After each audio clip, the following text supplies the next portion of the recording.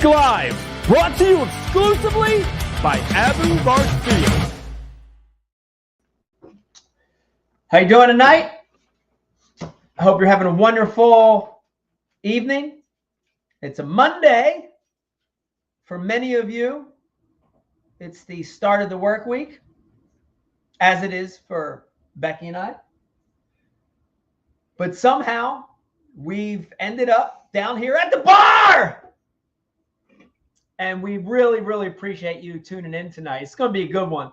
We got a lot of stuff to talk about. But as always, we would like to thank Abu Garcia and the Ike Foundation for supporting this live podcast.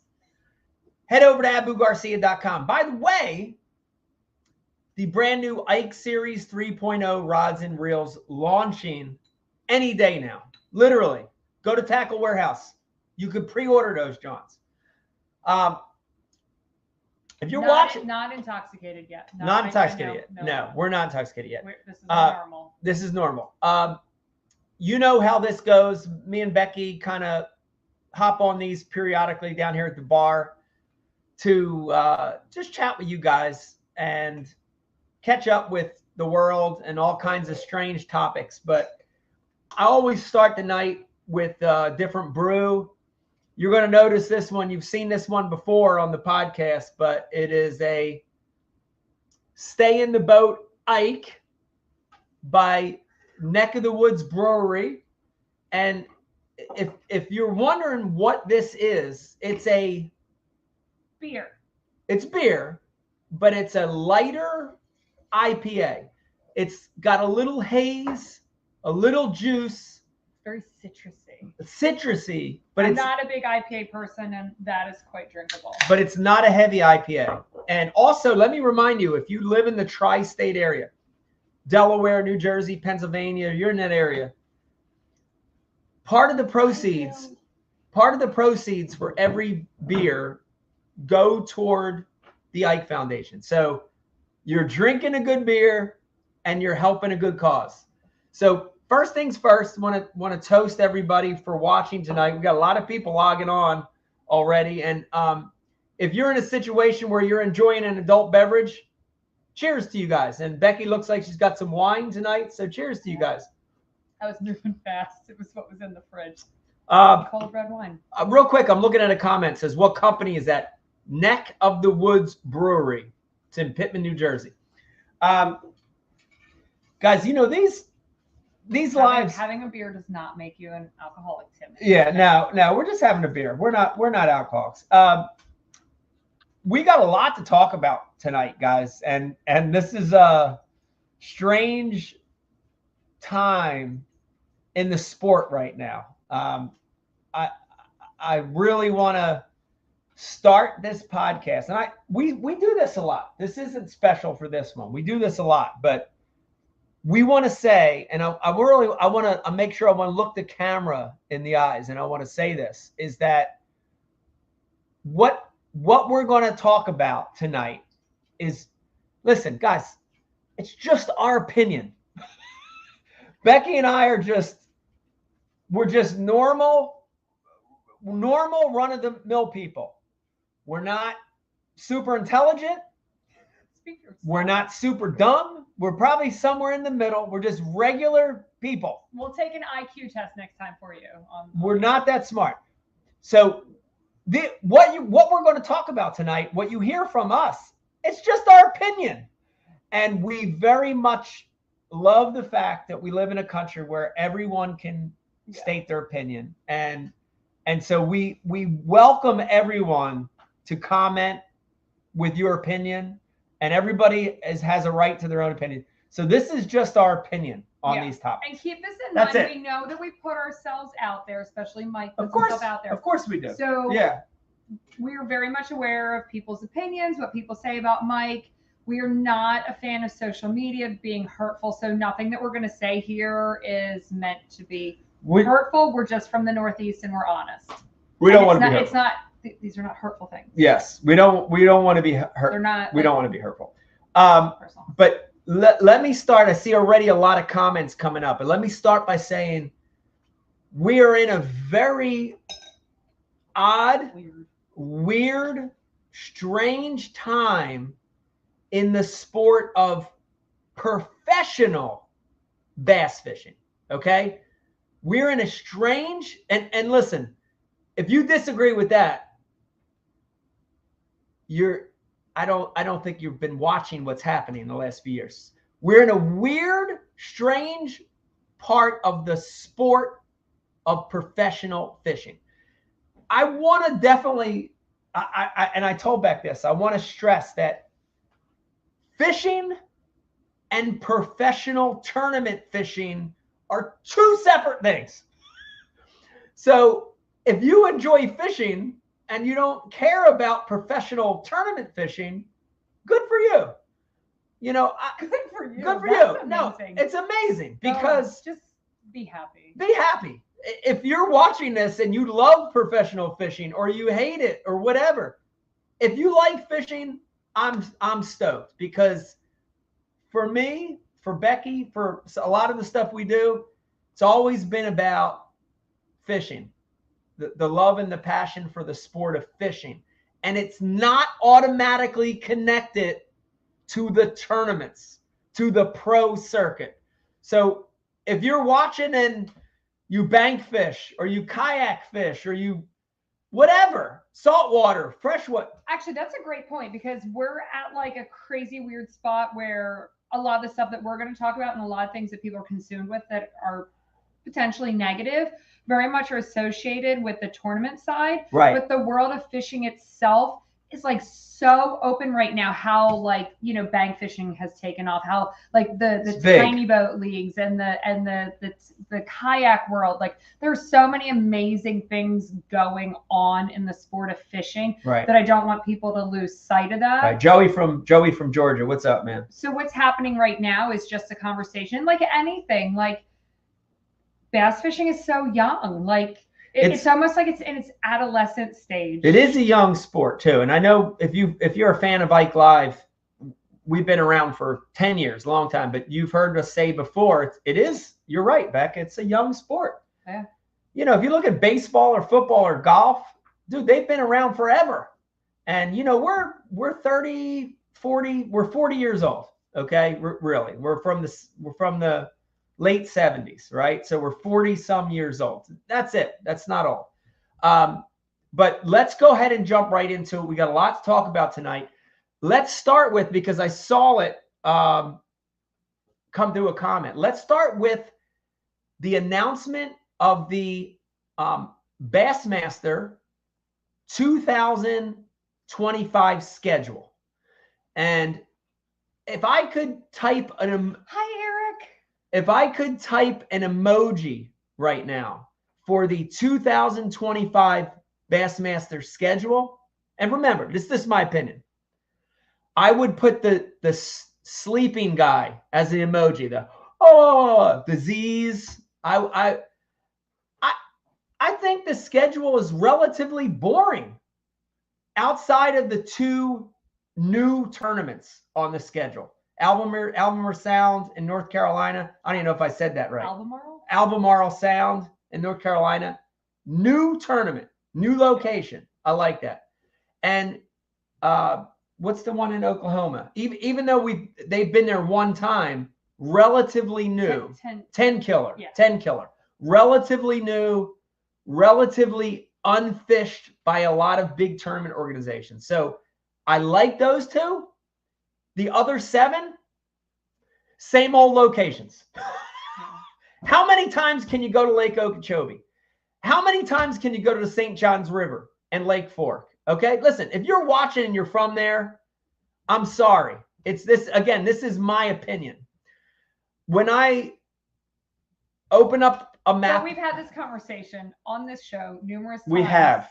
They go where the money is. They go where the money is. The towns that are putting up the money, that's where we're going to go. I get it. I get it. I'm glad there are 2 new ones. I get it. Money makes the world go round. If they use 10 things to pick the tournaments, if Bass uses 10 criteria on why to pick a tournament, the anglers needs and wants are number 11. And that's the truth. And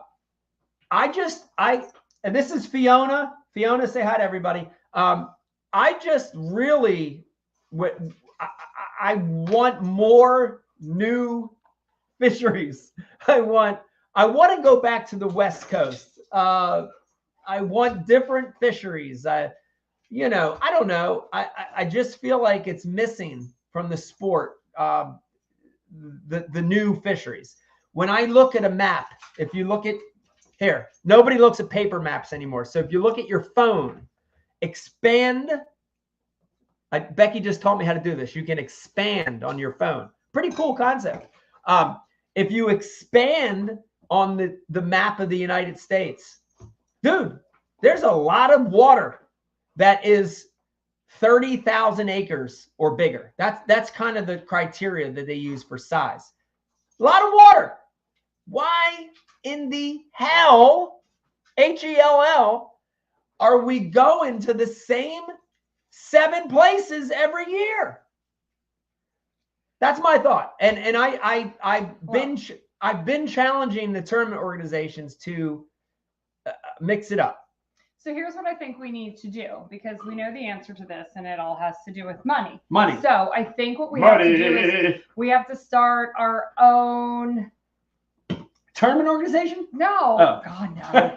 We have to start our own group to say, I live here. Here's a big enough lake. Here's the chamber. And they would love to talk to you. Like, I almost feel like people outside, because let's be honest, when you live in your bubble, it's hard to like find those people. So we all need to like create our own social page on Facebook of like every potential chamber that maybe would want to talk to bass and potentially find some money to bring them there. I don't know. Like, yeah. So let's resources. Can we use them? So let's look at what's coming in here. Kenansville with a smile. Kenansville is an amazing bass fishery. I wish Kenansville was Jurassic Park. That's Jurassic Park. I wish Kenansville was 30,000 acres. Cream, Keller Outdoors, Cream, cash rules everything around me. Cream, get the money. It's so true, bro. It's so true. There's some cool ones up in Michigan. Michigan, Maine, all over, Midwest. Let's go back to Arizona. I see Apache Lake coming through in Arizona. Let's go. Arizona, let's go. The pasty.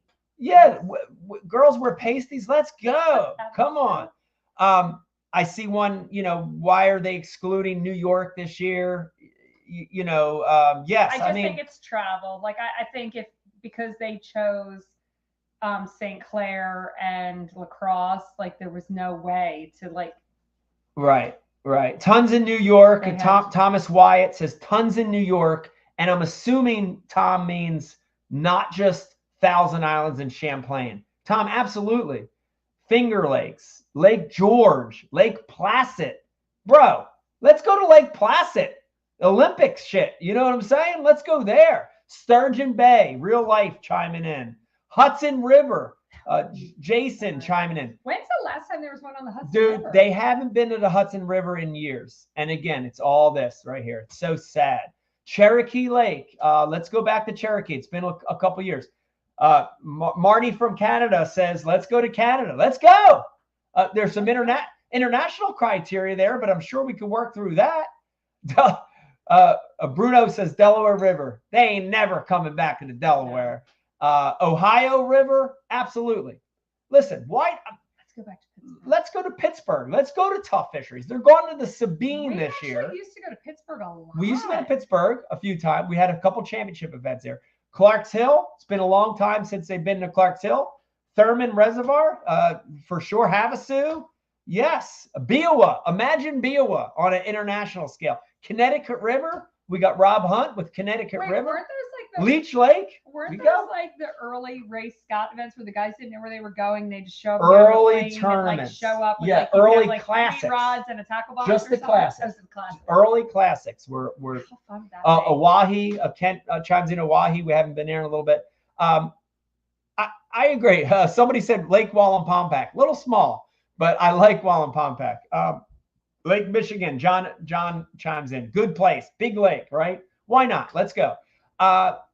All good thoughts coming in. And so this topic, Keith Anderson, Union Lake, Millville. That's funny, Keith. All right.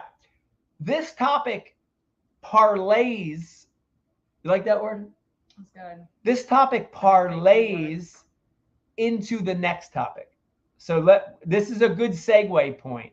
Pittsburgh does have 3 rivers. It does have 3 rivers. Let's use this as a segue point to talk about a couple of the things that are going down right now. And the one is information. And there's a connection here. I want to make sure I say this before we totally change topics, which is when you go to the same 7 places every year, you're going to run into an information chain that isn't always legal. Guys kind of know, oh, we go to St. John's every year. I'm going to, like when you go to new places, it presents a new playing field where there's less information.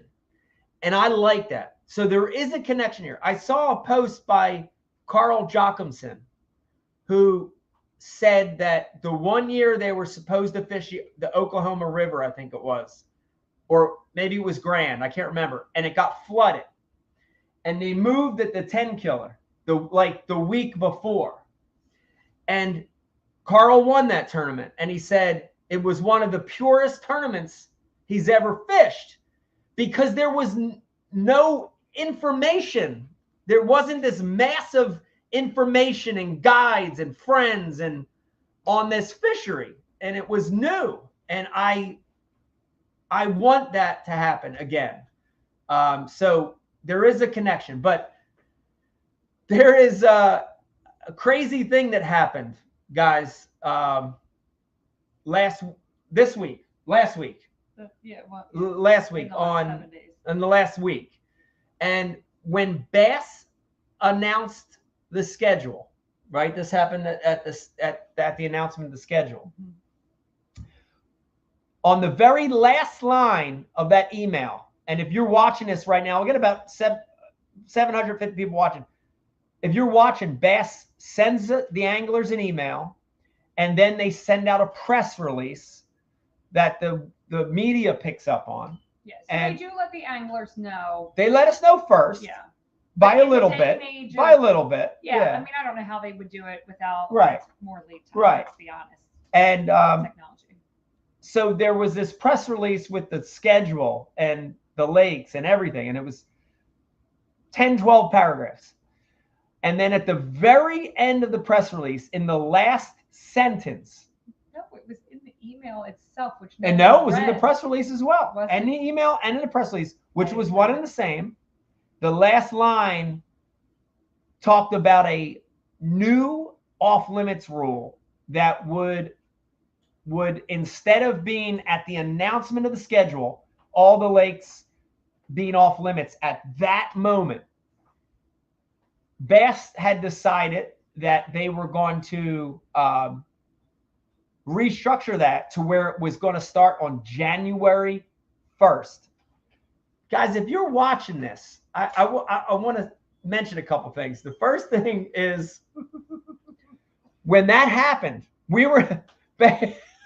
Becky and I were in a meeting when the press release came out, and we got out of the meeting and my phone had like 50 messages on it, and Becky's phone had all these messages, and we couldn't even understand what was going on at first. We didn't know yet. We thought maybe there was something that was happening, like an emergency, or there was I don't know.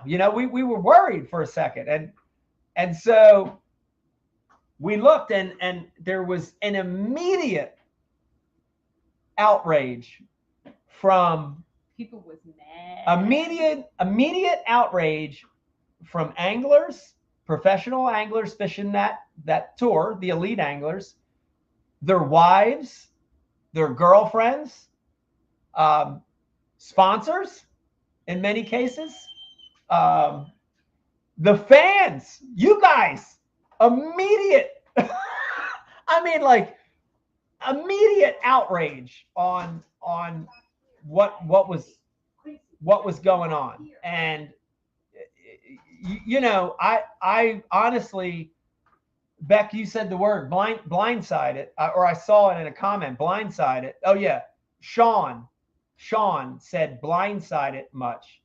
It felt blindsiding that had happened, and it really was. Well, I think there was a lot of confusion too. Confusion's a good word. I feel like for whatever reason, the year ended with so much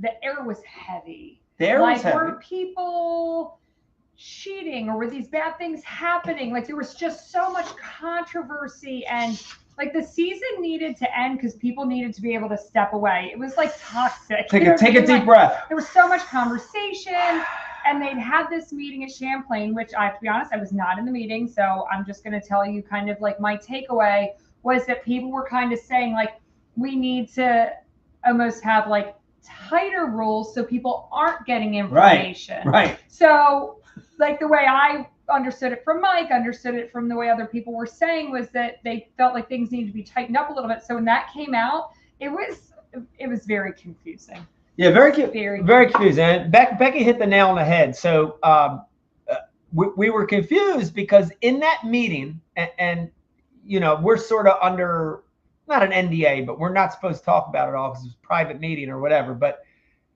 in the meeting. Yeah, but you come home and tell your wife. Yeah, you come home and tell your wife. Oh, yeah. Wives, people like. Yes. Heard gist of conversation. Yes. So the in the meeting, it was loud and clear from almost everybody, if not everybody, that we wanted more rules on information and waypoints and all that. Like we wanted more of an even playing field. We wanted that. And so when this came out,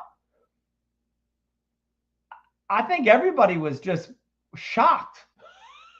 Maybe is the best word. And so obviously the takeaway from Bass is they heard something different from the anglers. The anglers all clearly heard the same story of what they were saying, but Bass heard something different. Right. Now, so it's my take. Right. I don't know. So, so the reality of it is this happened.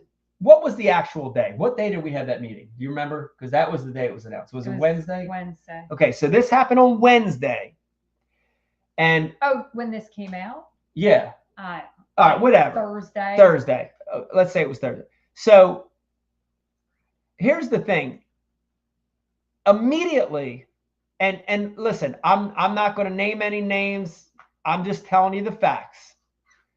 Guys, as soon as they saw that last line, guys in the Elite Series, young, old, middle-aged, everywhere in between, instantly got on their phone, started calling their buddies, instantly started the research process, gathering information, getting waypoints.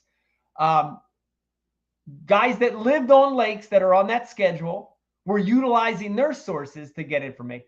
Like, listen, bass fishermen move faster than a bunch of teenage girls on Snapchat. That's funny.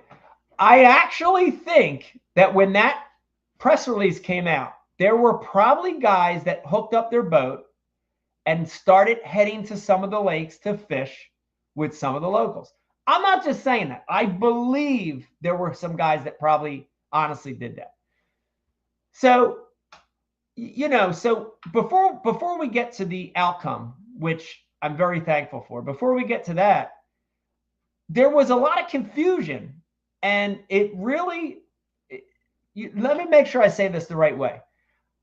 I really like everyone at the organization, Bass. I like everyone there, from Chase at the top, through the employees, the tournament staff, the media staff. I don't have one person at Bass that I dislike. I like them all. I really, really like them. A lot of them. I love Sago. I love the photographer Sago. I love Sago. I love a lot of I like everyone at Bass. But I really was dumbfounded to the point where I had to send some text messages like, is everything okay? Are you guys okay? Like legitimately concerned about why that decision was made, you know? And I mean, the best way I can tell you is it's scary, right? If you work for someone, and honestly, at the end of It's the day, almost like being married, but you're each thinking you're having a conversation with each other, but you're having different conversations.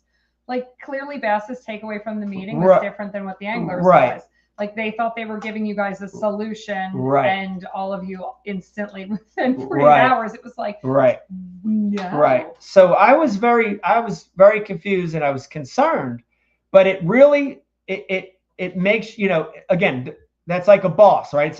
It's like the company you work for, it's your employer, and you really start thinking to yourself like, who the hell's making these decisions? Like, I know what's going on in the sport. I'm pretty sure my employers should know the temperature of what's going on in the sport. And you start thinking like, who's in charge over there? Who? This is my opinion. They need more women. This is my opinion, guys. This is nothing against anyone there. I like everybody there, but I'm really saying, how's making these decisions? Because it was such a They responded quickly. They changed it. They did. And so yes. So flash forward to yesterday, Sunday, we get a message from Bass that they have reversed the decision. So again, two points to this. Thank you, Bass, for listening to the outcry. Thank you for reversing the decision. But too many days went past. And why did it come to this? To listen to the anglers, right? Like if well, they listened to the anglers, they responded to the anglers. It's just, why didn't they hear the anglers the first? Okay. Maybe that's a better way to say it. Why didn't they listen to the anglers first time? It really gets back to and by the way, I don't know if I should say this or not. Should I say about the Mercer thing? No.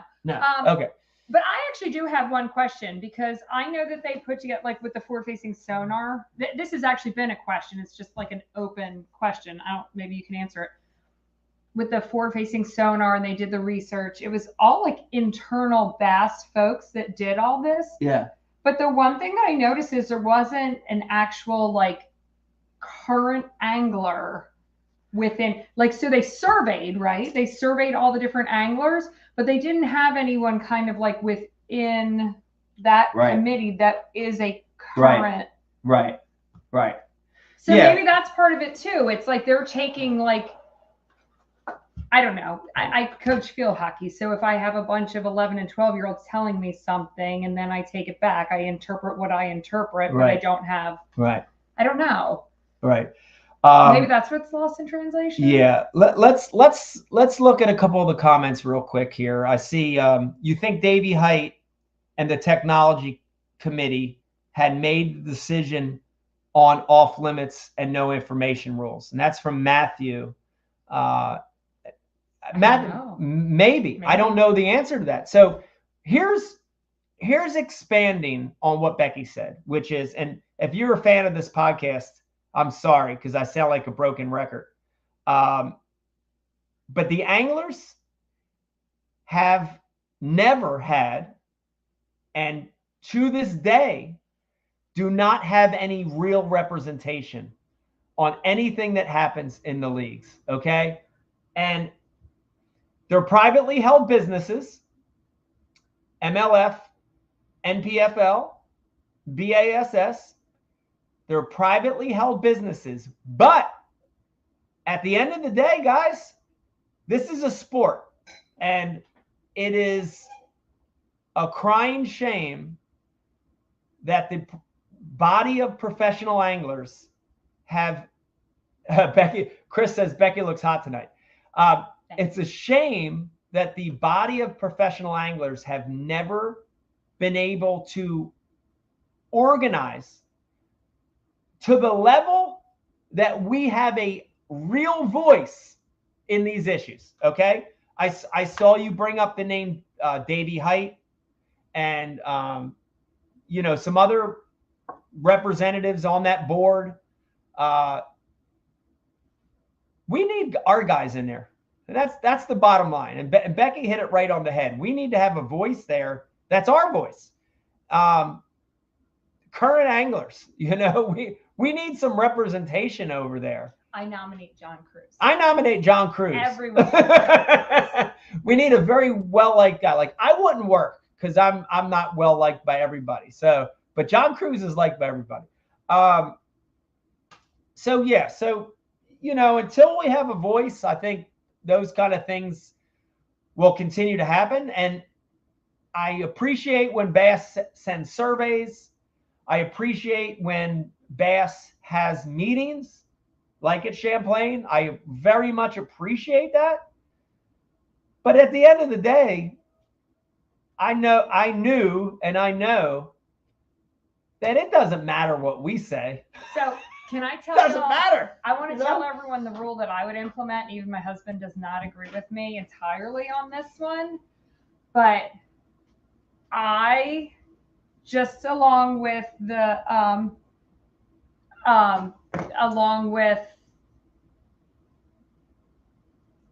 don't make me read things in the middle of my train of thought. No, go ahead. I know, but I lost my train of thought. I'm coming back. It's back now. So along with the information rule, I hate the fact that guys can talk to one another. They can share waypoints. Let me finish. Okay. I despise that piece because it's an individual sport. I agree with you. And so I don't think you should be able to talk about anything. I think you should flat out not be able. You can live in the same house.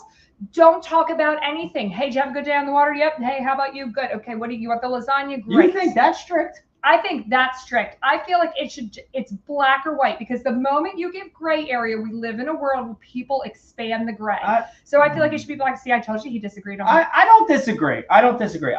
Because it's not a team sport. It's not a team effing sport. If you want to play a team sport, then play teams tennis or football or freaking soccer or something. But it's not, because I agree with. If someone's out there by themselves, they stand alone as one person.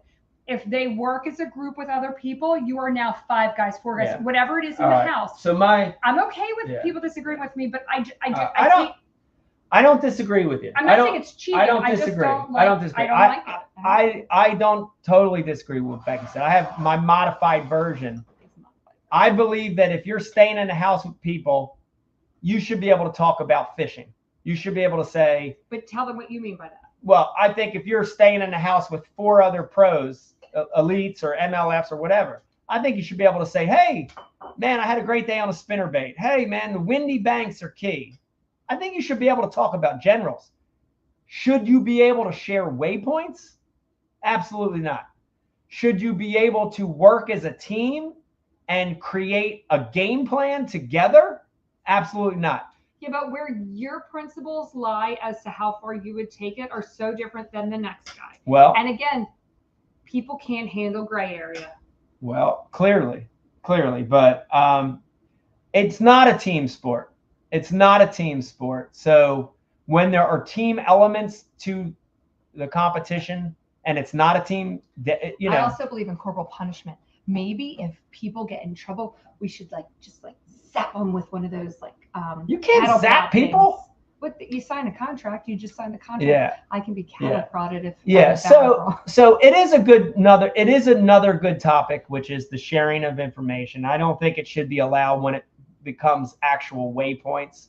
I think it's pretty clear. General information and waypoints are completely different. Just like forward-facing sonar and side imaging are completely different. They're not the same.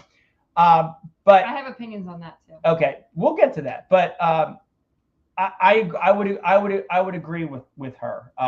And there's been a lot of sharing of information over the last handful of years, exact waypoints and stuff like that. I think we should get rid of that. I think it'll make it a more pure sport.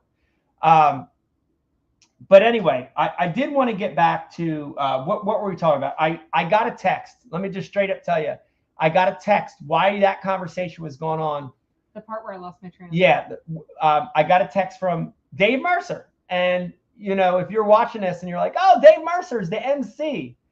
But Dave Mercer is honestly a fisherman, and he's one of us. He's a angler, and he's passionate. And this may never come out, or maybe it will when Dave talks about it. But he's on here. But Dave Mercer was really instrumental in getting that rule reversed. So Dave, thank you.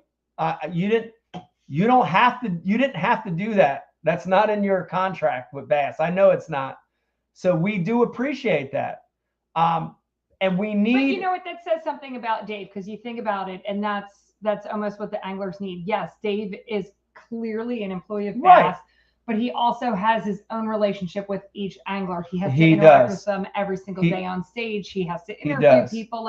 So he gets to actually know the anglers more than probably anyone else within the Bass staff. That's not in a negative sense of them, but they don't get to have that interaction with the anglers at that level. So I think it's amazing that Dave stepped forward and actually took the time to say, what do you guys really want? Talk to me, and took it back to Bass. Which then so thank you, Dave, for doing that. But honestly, it was the best test case. We do forgive him for being a Chiefs fan, though. We do forgive him for Chiefs fan, but I think it was the best test case example of what it should be like. And I'm not saying it should be Dave, but if the anglers had a real body, organized body, a group of pro anglers, and we had a representative that represented our wants and needs, that's what happened here. It happened via text and email to Dave, and then Dave went to Bass and lobbied on our behalf. Dude, you're like the union master. What do they call it? I hate the word union. Don't say it. Lobbied on our behalf. The onion. That's how it should work. And we should have a representative that's lobbying for us at Bass. MLF should have it. And NPFL should have it. Maybe it should be one. It's not a negative. It doesn't have to be a negative. It's not a negative. It's not a negative. It's a positive. The angler's voice it's a positive. Is misunderstood. It's a positive. This is going to.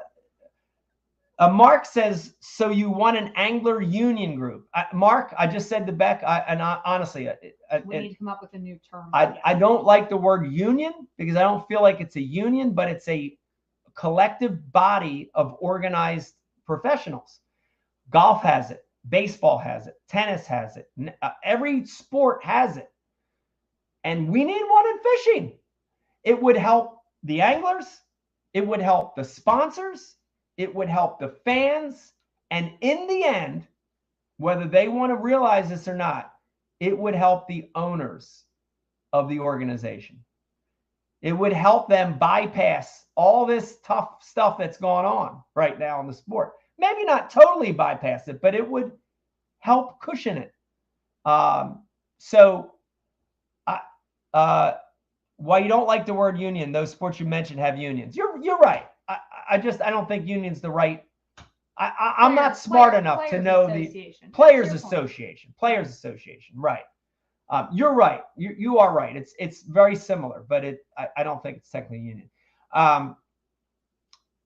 So there you have it on that topic. Thank you, Bass, for changing it back. I'm still thrown off by why that even happened. And there was a lot of waypoints thrown around that guys now have, and that can never be taken back. So it is what it is. And let's move on. All right. I want to get on to the next topic. So if you're watching this right now, we got a lot of people, 1,000 people watching.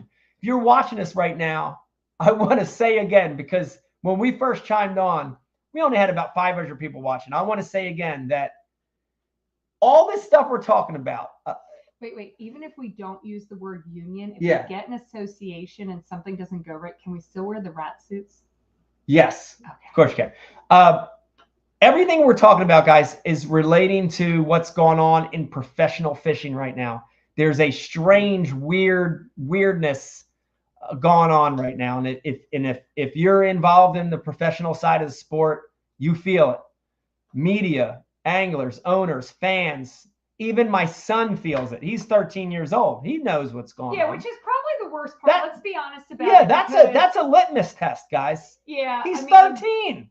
But here's the biggest thing: like, we want to make sure that the sport of bass fishing is around for the next handful of generations. Like, we're highly invested through the foundation. Of course we do. But our own child and all the other kids that we work with and we interact with, and like, they don't want to see this. They don't want to see people like pissed off and like hating on the organization. Nobody. Like, they want to feel like there's a future there. They feel like they want to join. Nobody wants what's going on right now. Nobody wants that. I mean, the minority, there's like maybe a % of I call them trolls, whatever. They feed off it. The trolls feed off the negativity. But the vast majority, 99% of the people that love fishing and the sport of professional fishing, they don't want this shit. I don't want. Who wants this? It's terrible. It's oppressive. So, but let me restate this real quick, and we're going to get into forward facing because Matthew, you're on it tonight. I see a lot of good comments. Professional fishing and fishing are two separate things, guys. They're two separate things. Papietro Predio. They're two separate things. So if you love fishing and not concerned about what's going on in the professional tournament world, awesome. Because we should not confuse these two. I love fishing. Dude. I'll pull back. Dude, if it bites, I'll jack his face in. I will rip his. Dude, I love it. I love that fight. I'll pull back. Nothing's above me or beneath me. Catch carp, whatever. But we're talking about professional tournament fishing, right? Kevin likes my cat. I just want to make sure that we have that difference. Wisconsin in the house. Who was that? Angeline Adventures. Am I saying I can't? I'm terrible. I'm almost illiterate. Yeah. So Anglin Adventures. Okay, so let's go ahead and change now topics after we restated that fact, and talk about forward-facing sonar. Can I give mine? Oh, forward-facing sonar? Yeah. Yeah. Hold on a second. Before I'm gonna give it to Beck, but I'm gonna give it to her, and then I want to say something real quick. It's almost. I am so sick of talking about it, but you cannot avoid it, right? It's the elephant in the room. You got to talk about it because it's ever present. It's happening right now in these leagues making decisions. So you have to talk about it. I don't want to talk about it no more. I just want to go fishing.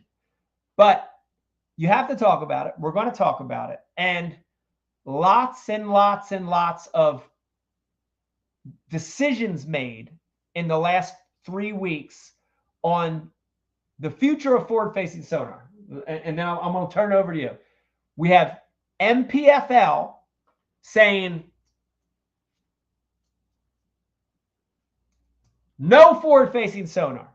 They're drawing a line in the sand, taking a stance, a hard stance, and saying no forward-facing sonar. We have MLF that does this back and forth thing. What was their exact? They did it like different. Where in the Bass Pro Tour, you can use it in one period.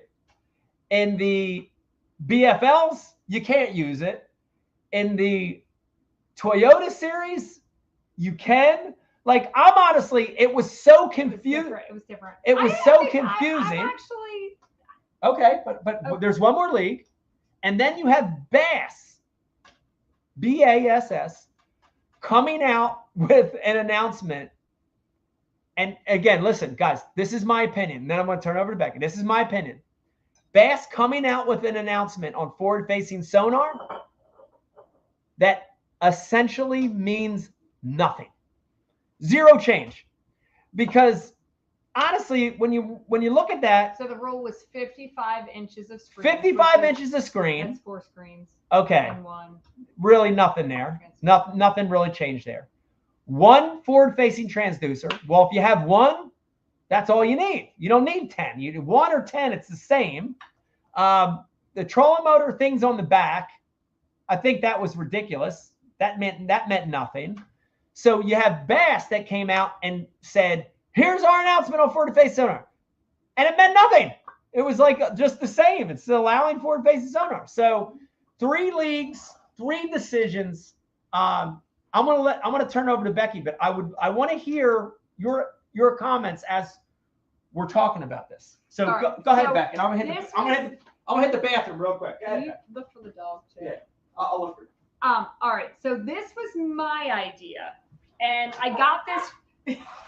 It's not even my idea. I got this from a guy in professional golf, and when he explained it to me, he said that I guess in golf, and I don't golf, so all you golfers are gonna have to truly help me fully grasp this, but in golf, they've had all sorts of like technology with like the balls and all this other stuff. So they finally made a statement that said, embrace all the technology, use all of it, do whatever you want for practice, but come the actual golf tournament, you have to go back to without the technology. So you have to go back to basics. So you can practice with all of it, but you have to actually fish, or you have to golf the tournament with the basics, which I think would like make total sense for bass fishing. Like, listen, I get that we don't want to do anything to go against the amazing electronics companies and this, that, the other. Like, we want to embrace all of this. So why not during practice, you're able to use all of it, whatever the heck you want. You can use all the forward-facing sonar, whatever it is that you want to use. But come the tournament days, you have to go back to pre-forward-facing sonar. So, like, I actually think the whole MLF thing is fun. Like, I like the one, what is it, the one segment or whatever, like you can use the forward-facing sonar. But Mike fished a tournament in Spain Italy, and it was the same thing. Like, you have like a power hour that you could use the electronics, but the rest of the time, like, you couldn't. So, period. Thank you. Period. It's a period. Appreciate that. Yeah. So anyways, electronics for practice, and then nothing during the actual tournament. I thought that was, I like that idea. So people were like, how do you police that and everything? Believe me, in today's day and age, I'm sure you can police that. Like, I don't know if you have to remove things. We like honestly have cameras on every single boat. You've got marshals. If you can't fill the marshals, then you're going to have to figure out a way to get marshals on every single boat. Like, maybe you have to stop charging them. I don't know. I think there's ways to do it, but in my mind, I thought that was a great compromise. I told them my idea about how, like, during practice, you could use whatever you wanted. It's a good concept. And then I think that's so smart. That's a good concept, and I've heard that one before, and I appreciate that comment. Real quick, remove the transducer. Like, ask all the electronics companies to make them so they're removable. You have a removable transducer. That's a good one. I've heard that. I do want to say this real quick, which is, I didn't comment on what they actually came out with. I just said what I right. done.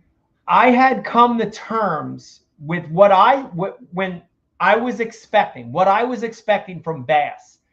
I can't speak for MPFL. I can't speak for MLF. I don't fish those leagues anymore or currently. I said I like the MLF when it reminds me of when you fished in Italy, where you had like the power. It reminds me of that. Okay, I can't directly speak for this, but I'll say that I had come to terms with the fact that what I thought Bass was going to do was they have 9 events, and I thought they were going to allow forward-facing sonar in 4 of them, no forward-facing sonar in 4 of them, and then the 9th event, they could determine by a coin flip or whatever, right?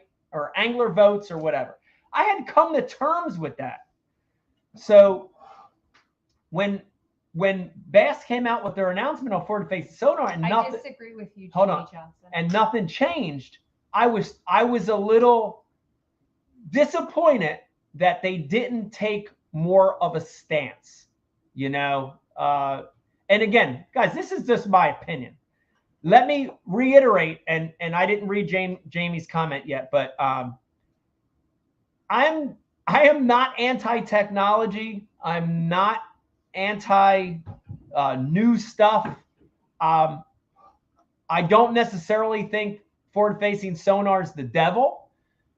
Our son, who's 13, loves forward-facing sonar. Mm-hmm. So I'm very conscious of both sides. I'm not, you know, one of these haters either way, but I'm just very disappointed that in my opinion, Bass didn't take a stance. They just didn't even address it really, right? They played it safe. You know, I would almost rather them do nothing and say we love forward facing than just take this stance where it didn't change anything. So that's my opinion on it. So what do we have? We got some comments. What did Jamie say? Oh, Jamie said that we don't want to lose the kids, and kids are video age kids, and so right. we need to keep it. Okay. Yeah, and then I do want to.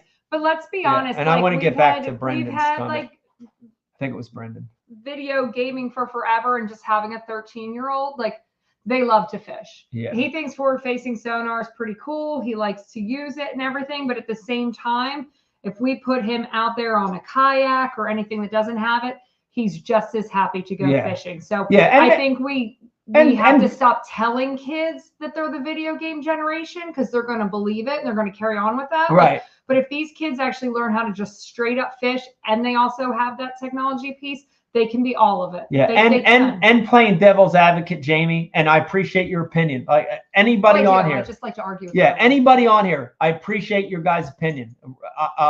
I love everybody giving their opinion, but devil's advocate on that, Jamie, is that not every kid can afford that unit. No. And that's, you know, Jamie, he loves video games. I like some video games too, but listen, is it a barrier? Are there a lot of kids that can't afford it, and they look at it, they go to their high school club or they go to college and they say, damn it, I can't compete with these guys. I can't afford that Garmin. That Garmin's too much money. You know what? I'll take up tennis. You know what? I'll play bocce ball. You know what? Screw it. I'll play pocket ball. I won't even fish anymore. Well, you already do. Listen. But you know what I'm saying, Vegas right? does not have forward facing on his kayak, Todd. Right. He just has it on his jump. Right. Okay. So and that's a new thing, because we wouldn't allow it.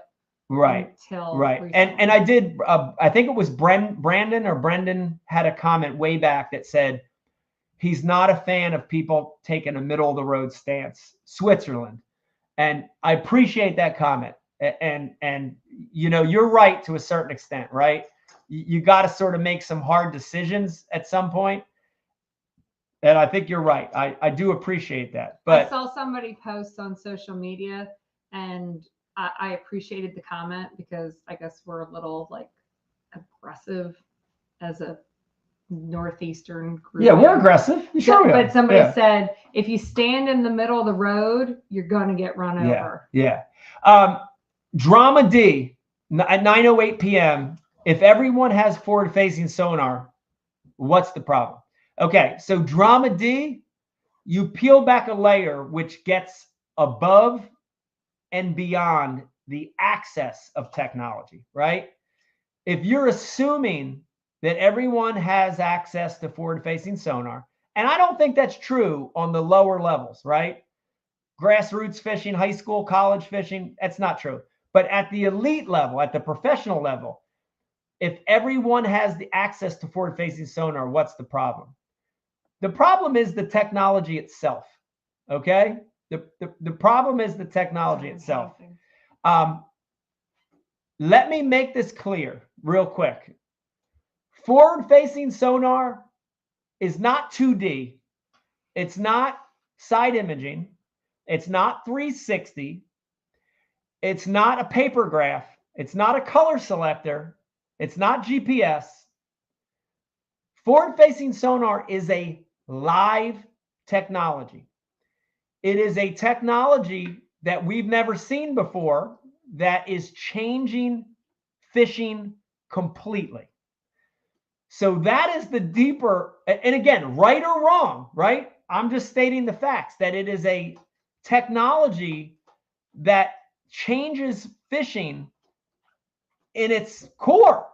Well, and for the entry, the whole essence of fishing changes when you have a live technology and you're hunting, you're scanning, you're real time looking. I've heard it called spotlighting, whatever, flashlighting. That changes the essence of the core of fishing. Okay.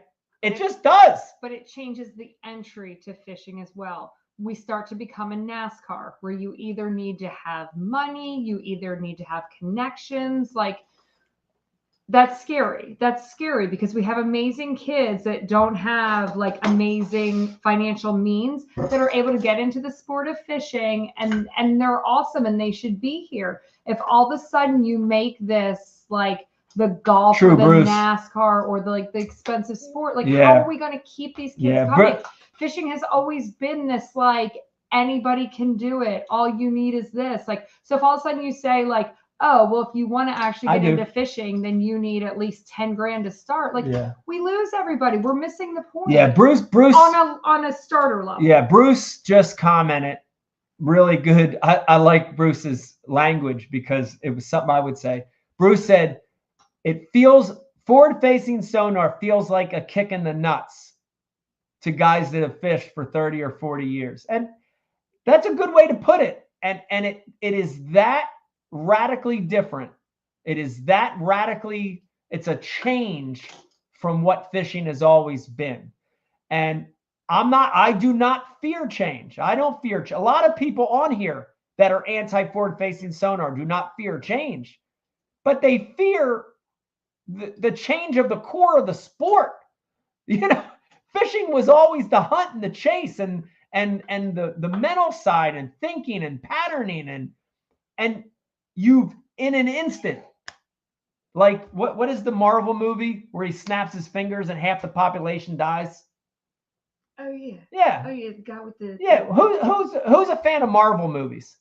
He snaps his fingers and half the population's gone. All the gems and he has all the gems and the shit, and he's big buff guy. He's taking steroids, whatever. It's like that. In an instant, the sport has changed. And of course, listen, guys, if you're older, of course it's going to feel like a Thanos, kick. thank you. Thanos. Thanos. But I can remember a flurkin. That's the cat. The flurkin. Cat that eats everything. Yeah, the flurkin. Of course it's going to feel like a kick in the nuts. To me, it feels, I've said this before, but it feels dirty. Like, listen. Garmin is Thanos. Garmin is Thanos. Garmin equals Thanos. It feels forward-facing sonar, when I'm using it, I've used it this year. I had to. I have to try to do it because if not, I get left. I'm already getting left behind. But if not, I'm in trouble. When I'm using forward-facing sonar, dude, it feels dirty. It feels dirty. It feels like back in the day, Triton High School, when I had that Scantron test. Scantron test. You know, if you're over 40 and you're watching this right now, you remember the Scantron test. Don't be fronting on me. Scantron test. You remember number 2 pencil only on the Scantron test. But back in the day in Triton Regional High School, when I was cheating on my Scantron test, that's what it feels like. I never cheated on with forward-facing sonar. It feels dirty. And after you cheat on a test, it feels dirty and you don't want to do it again. Did you? Or did you just put all C? I don't remember. I'm just using that as an example. I don't even know. Hated the Scantron test. Digs Outdoors. That's what it feels. Scantron and spelling bees. Holy sweat. That's what it feels like to me. But you know, now these kids have 5 days to turn in assignments. Oh yeah. That's a whole nother topic. getting back to it, a lot of decisions this week. You saw far left, MPFL, no forward-facing sonar. MLF in the middle. We'll do a little bit of this. We'll do a little bit of this. Over here we won't. Here we will. I'm confused. But I have to give mad props to NPFL though. NPFL for drawing the line. And not that I'm not giving mad props because I'm saying, oh, good, you got rid of forward-facing sonar. I'm giving mad props because like they just said we're gonna make a split. Like this is what we're doing. Like I don't know. Like let's be honest, and this isn't to be a slight on them, but like it's always been like Bass MLF, and then you've got MPFL, and they're basically saying, screw it, we're our own thing. Yeah. Well, here's the thing, and real quick before I say this point, I just got a text. Friend of mine also fished the elites for a long time, longer than I have. Mark Menendez, amazing angler. Hi, Mark. Just wanted to chime in and basically say everything we're talking about is true, but let's talk about the conservation of the resources, and that's a whole nother topic, right? Oh, yeah. And I agree. I want to make sure I brought that to light, which is. This is really, look at the crappie circuit, the walleye circuit, the muskie leagues. It's really changing the way that these fish are targeted and pressured. In many cases, for the non-catch and release guys, kept. These fish that are being harvested. So I did want to make sure I said that. Mark, very, very true. Want to throw that in the mix as well. But let me get back to this. And I got to keep saying it so I don't get in trouble. It's just my opinion. That's it. Just my opinion. I'm more disappointed in Bass for not making a hard decision. And I really, I keep getting back to the fact that it's like when there's strong leadership in an organization and you're very vested in something with strong leadership and you're looking at the big picture, growth of the business for sure has to be like number one, right? It's a business, you got to make money, but you're looking at the other things, participation, the resources, you're looking at the future, growing the sport. I'm disappointed in Bass for playing this safe, making this decision that was just playing it safe. It was really no decision. And I'm disappointed. But that is the role they've taken. That's the role they've taken. It's this very but you can't. It's this very neutral. But is that the winning? But does the winning organization, does the winning business take the safe route? Do they take the safe route? No. But here's how I view it. It's almost like parenting. Like I'm a hard ass parent. Like I am like I crack the whip. Me too. If I make no. If I say this is the law, like even if 5 minutes later I go, oh, I might have been a little harsh, maybe I shouldn't. I stand by it. I stand by it. I will. You are drinking the toilet water. If 5 minutes ago I said you're drinking the toilet water because you pissed me off that bad, you know what I mean? Like I'm the hard ass parent. But we're growing up in a world right now. Well, we're all growing up. I still think I'm a kid. Where it's this very like, let's coddle. Now, little Johnny, what do you think your punishment should be, little Johnny? Little Johnny, you decided to Sharpie all over the walls. So you think tonight that you should have one piece of broccoli and go to Jerry. But listen, hold on. I'm not done my point. I know I'm babbling. But we live in this world, and I feel like how do I stay on it? How do I stay on the comment? I'll figure it out. But Bass took very much that, like, we want to take into account what the anglers say. We want to take into account what, like, the fans say. We want to find this, like, neutral. Like, I just think they're, like, the nice parent. Fishing with old dad. Thanks for watching tonight. Yeah, I agree. Listen, real quick, before I... gentle parenting. Yeah. Gentle parenting. Yeah, Jerry had a comment and said... It's so far back I can't even look at it now, but basically said Ike, it's your job, just roll with it. I appreciate everybody's answer, and I have to appreciate that one too, but I don't think that's a great outlook in life. You know, if you're at a job and the things at the job are going south, if the sport is going south, I've never felt this kind of bullshit, negativity, oppressive motherfucking air going on right now in the sport. Sure, I've been involved 30 years. Matt, what do you think? I've never felt this oppressiveness. And for you to be involved in this job, whatever your job is, and you feel this and not want to change that and shift the momentum back the other way, dude, you're crazy, bro. Jerry, you're crazy. If you're not happy in your job, you try to change it or you get out. And guess what? If this shit don't change, I'm getting out.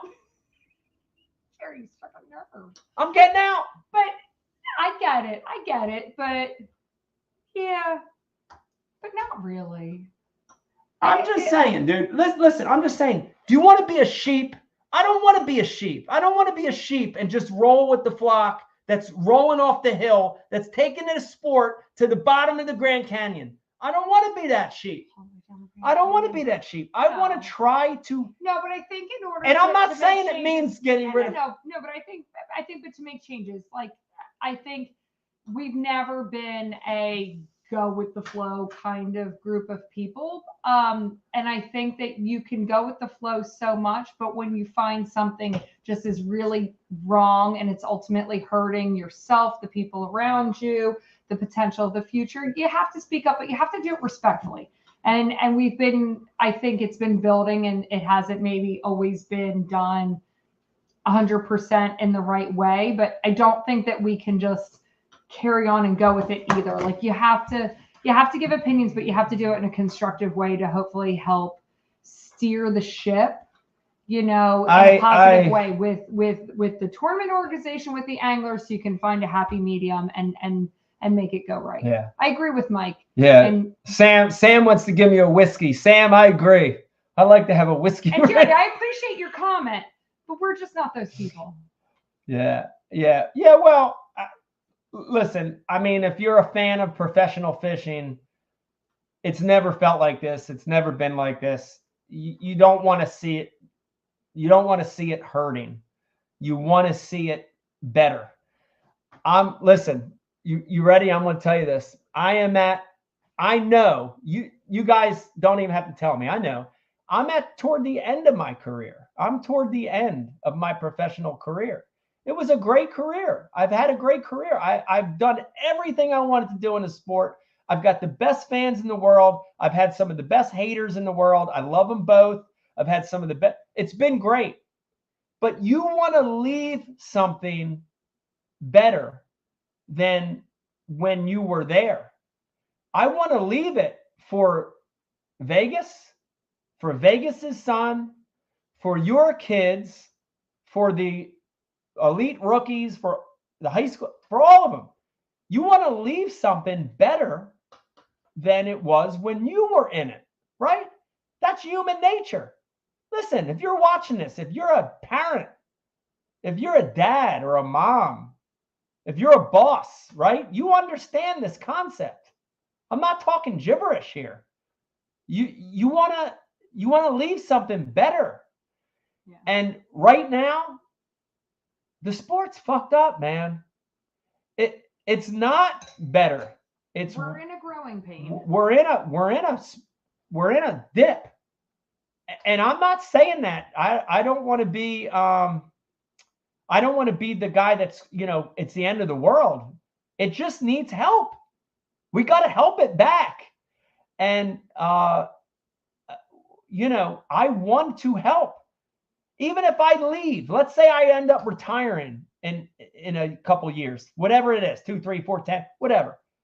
I don't want to leave and vanish and go hide under a rock and pretend it never happened. I want to help this sport. I want to get the pay. I want to get it to where it was in the past. Guys making a couple $100,000 a year in sponsorships. Guys getting TV and magazine coverage like never before. The sport's growing. the excitement and energy is there. I don't want to turn on my phone in the morning and see fist fights about forward-facing sonar. It's ridiculous. Fist fights. I hate it, man. I hate it. I hate the feeling that the sport has gotten to right now. And it's not just the old guys too. Let me tell you something. I know you guys like to pin it on the old guys. It's not just the old guys. It's also the young guys. And it's not hatred of forward facing. Yeah, and listen, if there are some young guys watching tonight that fish the elites, I'll call out a few of you guys, but I know a lot of you feel like this. Ben Milliken is one that I know he feels like this. Kyle Patrick, I know also feels like this. Dude, they've worked their whole lives to get here. Legitimately. Ben and Kyle have worked their whole lives since they were little kids to get here. And it was their dream. They dreamt about this. Many cases, they watched me. I'm so flattered by that. I feel old, but I'm flattered. And then they get here and they feel this hatred and they feel almost unwanted and unliked. That's sad, guys. That's sad. And I feel just as bad for them as I do for the old guys like me. It's not right, man. It's not right. Like, but not to play devil's advocate, but don't you think there's always a bit of a hazing for the new guys? Well, there was a bit of hazing for the new guys, and let me, maybe Becky's right. Let me say this, that you do have to have a little bit of a backbone and a spine. And you do when you come out here. And they treated Mike horrible. Oh yeah, listen. Honestly, I got 1,400 people watching, so I can tell you, the first 5 years of me fishing professionally, they hated me. Everyone hated me. The league hated me. The sponsors hated me. Mike took a lot of polygraphs. The fans hated me. Not all of them, but I was hated in the beginning. And I dealt with it. If you come out and you do well, then right. Yeah. I dealt with it. But even being hated then, mid 90s to mid 90s to late 90s, early 2000s, even being hated, it wasn't the same. I was hated, but there wasn't this dark cloud. You didn't have social media. There was there was no to get like your posse. There was no social media. There was no freaking there wasn't this climate of hatred that's happening right now. So yeah, to the young guys, I'm sorry. I'm honestly, I'm so sorry that you're feeling that and gone through that. I'm sorry, man, because you shouldn't. Say like you have to suck it up, but what my point is, no, you don't. There is always a little bit. Yeah, of no, you have to. If you come out and you're good at the beginning, yeah, there's going to be a little like. Yeah, you have to have a little bit of backbone. But I'm sorry that you're dealing with this right now because it's not right, man. And I'm sorry for that. But man, we talked about a lot tonight. I'm so appreciative of all the fans here, honestly. If you're watching tonight, and it is a Monday, but if you're watching tonight, having a drink with Becky and I, Becky's been having some wine, red wine. I've been drinking some Stay in the Boat Ike, which is a light, hazy IPA.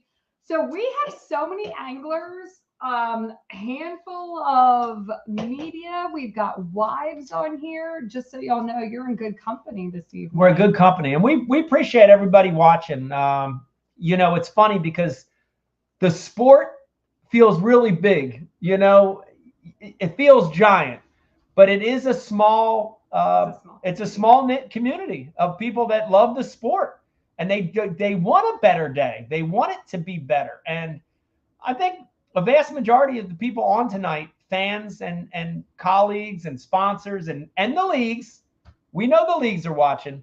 Candy loves your beer. Thank you, Candy. I know you had some, and I appreciate you saying that. I know you guys feel the same. If you are really passionate about the sport, if you like the sport, it's up here, right? It's your holy grail. If it's your thing, you should be concerned about what's going on. And I'm glad you're concerned. I'm glad you're tuned in with us tonight to talk about it, because it's good to flush this stuff out, man. I think it's good that people care. It's good that people care. Gonna cause things to change. It's good that people care. It's good that people have opinions. Everybody's entitled to their opinion, and we want to promote that here. So, so there's that. But really do appreciate everybody chiming in tonight. It's a great conversation. We usually limit these things to an hour, but we had to go long tonight. Wait, hold on. This is, oh God, I can stop it from going up. Oh, Beck's got a comment she wants to read. Hold on. Wait. Oh, shoot. These are so hard to read. Bernie Schultz.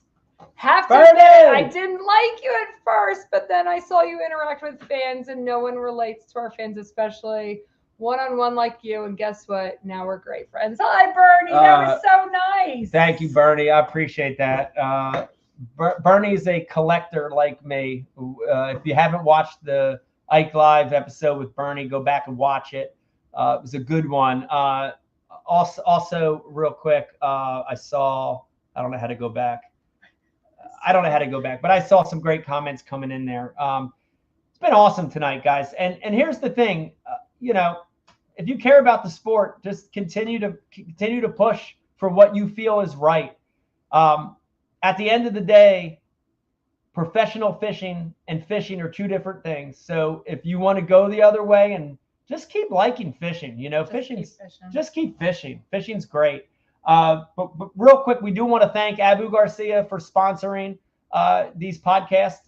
Really, really appreciate it, because we couldn't do it. Thanks for putting up with us. Yeah, we couldn't do it without some help. Also, the Ike Foundation. If you're watching this, if you're saying to yourself, man, I am concerned about the sport. I want to keep kids fishing.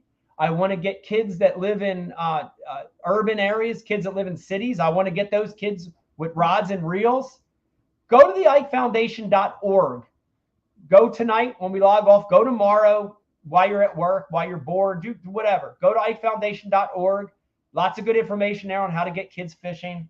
Definitely appreciate that. If you want to try that beer, if you're in a tri-state area, go over to Neck of the Woods Brewing. Try a Stay in the Boat Ike. It's a really good beer. We got a lot of good episodes coming up for you. I don't know. Should I tease the next one? I want to tease the next one. Wait, hold on. While you're talking about the foundation, so we do have our last youth tournament coming up on the 21st of September. Yes. Check out the website. But we do have our last here in New Jersey. Our kayak tournament is coming. Yes. That is super exciting. It's on the Upper Susquehanna. Yeah, but listen, we got another big announcement. Big announcement about an auction going on right now. Oh, yeah, we do. To help we did kids so much trouble fishing. We didn't talk about this. We almost forgot about it. We got so into these hot topics, we almost forgot about it. All right, so listen, we have a live auction going on right now, and this is nationwide. No matter where you live, I'm scrolling down. Overs everywhere. Yeah. Overseas, you can live anywhere. Canada, wherever. Japan, wherever. Maybe not overseas. Oh, and maybe not overseas. We have an auction going on right now with amazing stuff. Yes. Fishing stuff, non-fishing, boating stuff, autograph stuff. And if you go to this auction and bid and win, all that money. And all the auctions have very limited numbers. Limited quantities. It's like 200 people. Yeah. One of these 200 is winning. But all the proceeds from this auction go to getting kids fishing. Yes. Guys, go over to this auction. This is our fund that literally buys all the rods and reels that we supply. Pull it up on your phone. That we supply across the country all year long. This is a great way to help kids fishing. 32 auctions. 32 auctions. Go to 32auctions.com. We're going to post it on my stories across my social feeds. Again, we've been posting it. Yeah. But bid on an auction item. Yeah. If you win, it's a win-win. You win the auction item. What's the URL for Michael? You win the auction item, and you win because you've helped kids fishing. We're going to get you the URL here in 1 second if you want to know the exacts. I wonder if this was one of the reasons Zona left bass, John. John, I'm glad you brought that up because Don't talk for Zona. now I'm not going to talk for Zona, but I'm going to tell you that John, in the next Ike Live episode coming very, very soon, Mark Zona will be joining us on Ike Live. So I'm very, very excited to get Mark Zona, aka Z, on the next live and get him one-on-one a little bit to get to chat with him. It's going to be awesome, and so happy for Z. Amazing career. He's done an amazing job to grow the sport. Can't thank him enough for all the years at Bass, and curious to see what he's got planned for the future.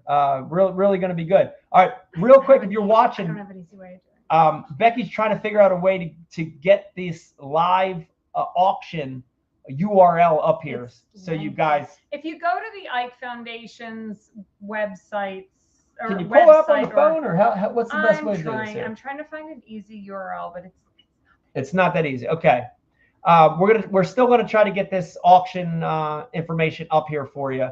What's the auction site again? It's 32auctions.com. 32auctions.com. Ike Foundation. Yeah, I'm trying. We're very unprepared for this, but we definitely want to talk about it. But yes, we're going to have Z on the next Ike Live. It's going to be a very, very, very, very, very, very, very, very, very good show. It'd be interesting to get his opinion too on all this stuff and what's going on. I wonder if he'll really open up for us and let us know what he thinks about all this.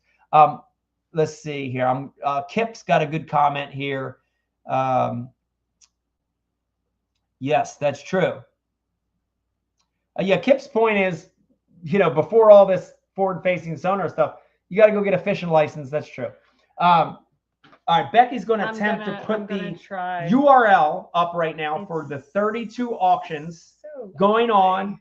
All the proceeds from this auction go to support kids fishing.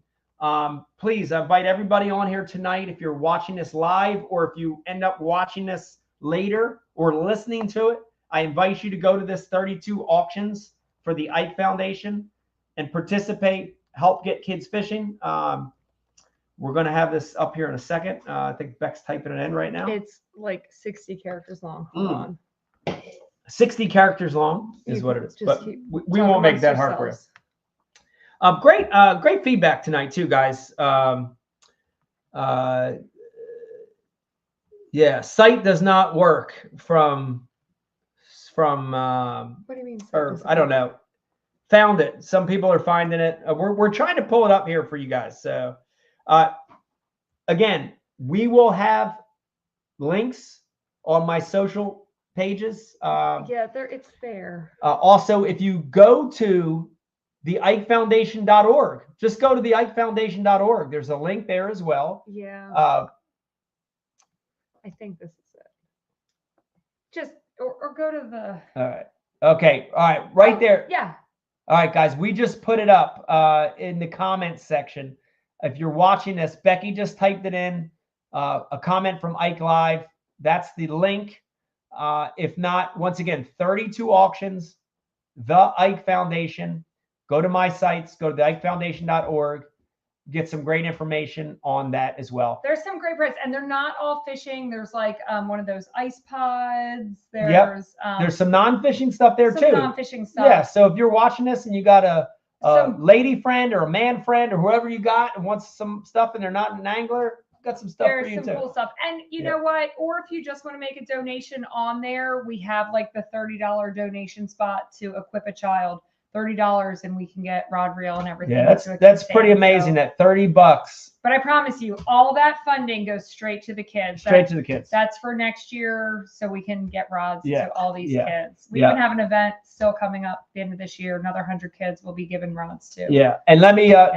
I know Becky said it, but also for you kayak guys watching, I know there's a lot of kayak guys that watch this show and listen.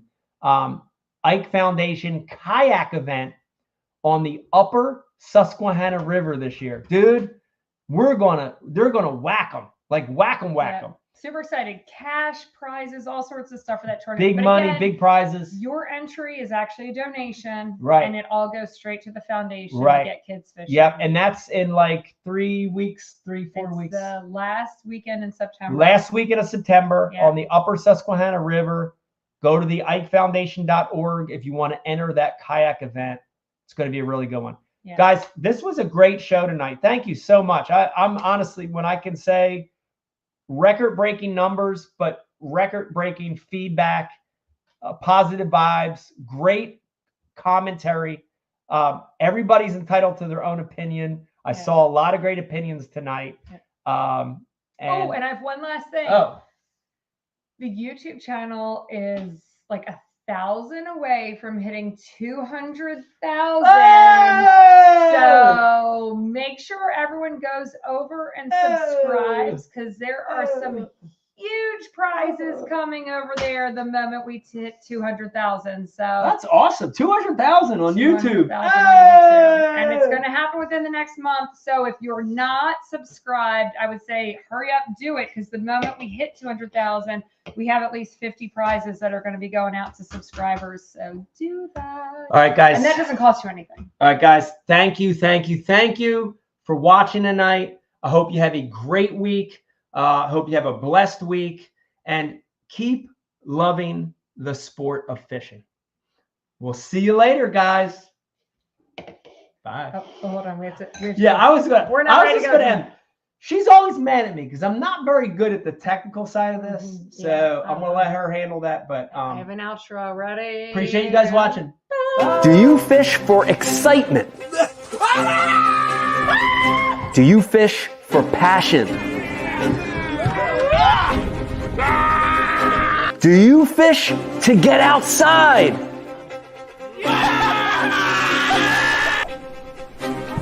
Or do you fish to win? Abu Garcia for life.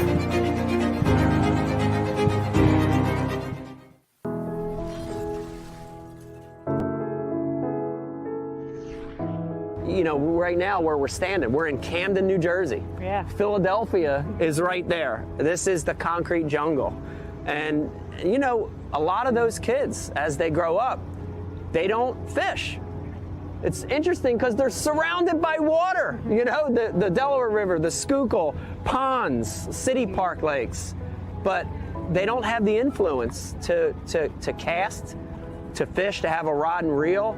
And that became our focus, you know, is to target kids in what we call non-traditional areas, you know, urban areas, city centers, where the population's high, and let these kids have an experience.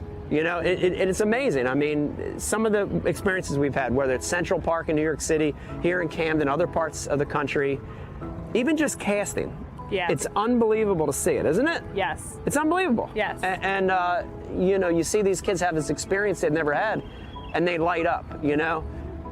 The big thing, I think, for the Ike Foundation is we're not saying we want all these kids to become professional anglers. No. It'd be great if some of them did, but we want them to have that fishing experience because it ties them to so many other positive things.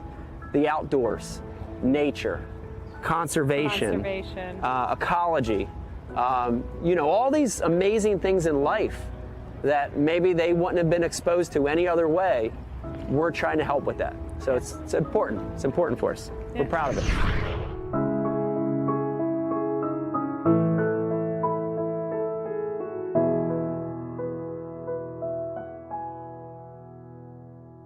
I subscribe to Bass U TV, and so should you. Great place to learn about anything you want to know about bass fishing. You get it at Bass U.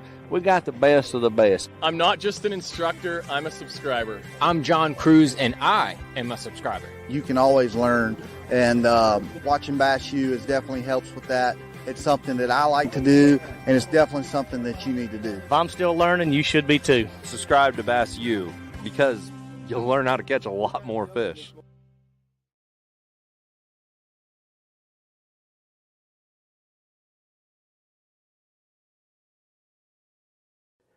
Ike Live, brought to you exclusively by Abu Garcia.